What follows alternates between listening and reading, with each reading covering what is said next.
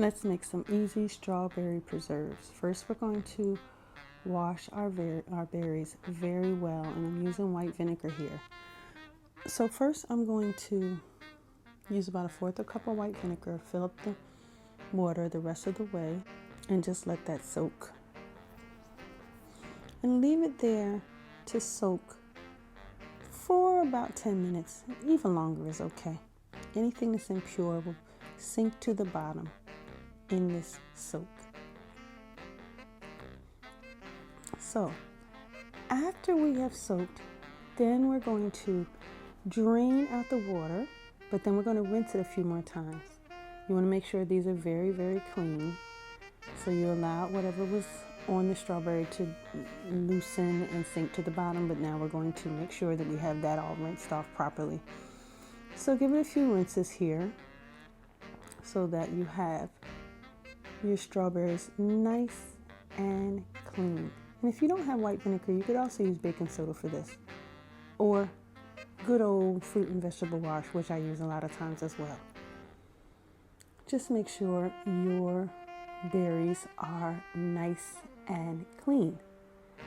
Now that your berries are clean, let's go ahead and start chopping them and put them into a pan. Naked pan, no oil, no anything, no water, just berries into a pan. And you can already turn this on to about medium high, or you can wait till they're all chopped inside and then turn it on medium high. Normally you could also use a chopping board, but you know, I was in a rush, so I just did it by hand. I take off the tops because I don't need those. Anything else that's like little soft pieces, these in general, these strawberries are a little bit soft. This is what I do with when I have soft fruit, but if it's too soft or if it looks like it's just, you know, not good enough, then go ahead and cut that away.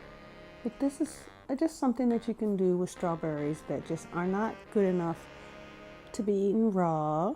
You can make them into preserves in that way, and that's kind of why they're called preserves, because you're preserving them, you're keeping them right into another form that you can have for a little bit longer. And they're great on your biscuits, on your oatmeal, grits if you like sweet grits, toast, bagel, anything like that.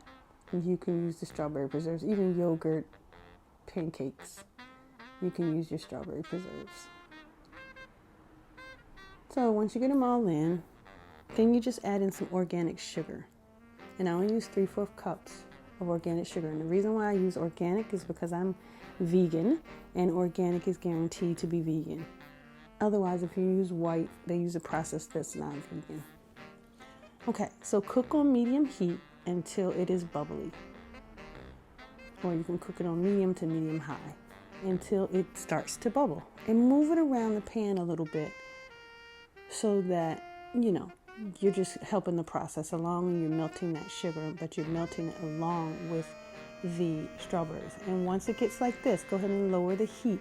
Keep it on the lowest setting and just keep moving it around the pan every once in a while. You don't have to stay with it. Once it gets like this, you can just come back occasionally and move it around the pan. This whole process takes about 25 minutes, maybe 30 minutes. If you want to come back and mash the strawberries like I'm doing here, you can, but I don't always. Depends. So you can mash them, or you can leave them and they will continue to break down on their own. This just speeds up the process a little bit. You save about 5 to 7 minutes of cooking if you're going through and mash them, as opposed to letting it, you know, break down on its own. So isn't it nice and bubbly? It looks great now. Almost ready for your jams and your biscuits and to go into a jar. And I'm using a nice non-stick pan here. This is a caraway pan that I'm using. It helps it to glide right around the pan. I'll go ahead and put a link in it if you're interested in this pan. You see how it's starting to get a little glazy there? That means you're about done. when you swipe it, it doesn't immediately come together to fill up the space. It kind of leaves a space. That's what you're looking for. When you swipe it, the space stays clear for a bit. That's what you're looking for. See that? When you swipe it, it doesn't immediately come together to clear up that empty space. That means it's becoming nice and glazy, like a preserve. It's almost ready. See that? If you take it out before this time, it's more like a compote.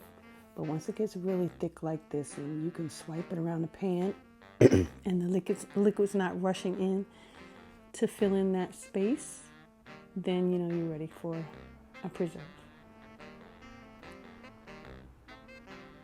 Now we're going to start putting it in the jar. Now I was making cranberry juice in the background, which I have a video for that if you want to see it. But here I'm just adding the preserves into the jar. And that's it. You can let this cool for about an hour. And then put it in the refrigerator and you have strawberry preserves. All ready to go. Nice and fresh, 2 ingredients.